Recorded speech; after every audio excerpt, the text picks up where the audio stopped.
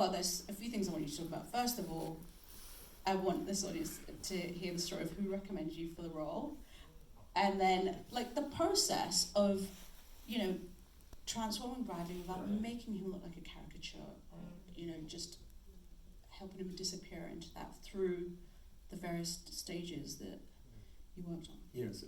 So what happened was Bradley was initially testing with other person, and it was going well. And at that time, Bradley was working with Guillermo del Toro on a Nightmare Alley, and so they had a meeting.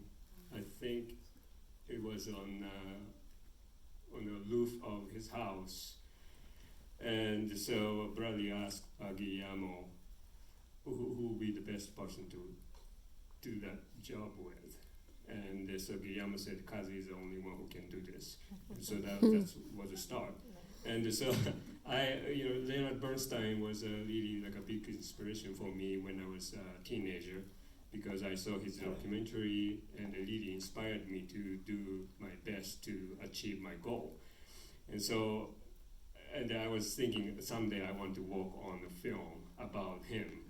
Wow. And so that was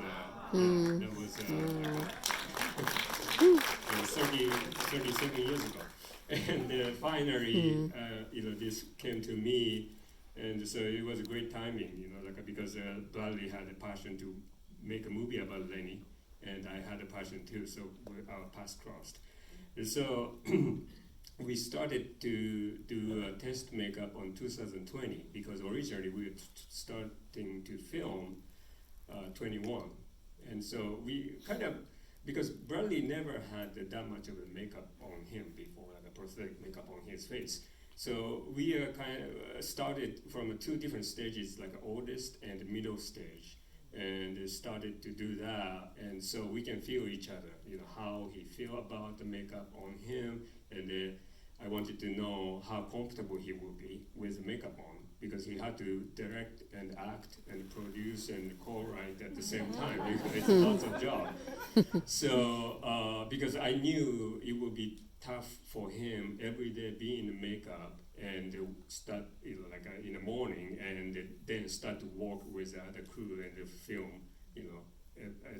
So we end up filming with him 50 days, and the total filming days was 52 days.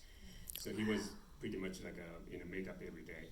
And so the best at the beginning we were talking about what is the most important thing is the believability, and also we had so much respect to the Leonard Bernstein, so we wanted to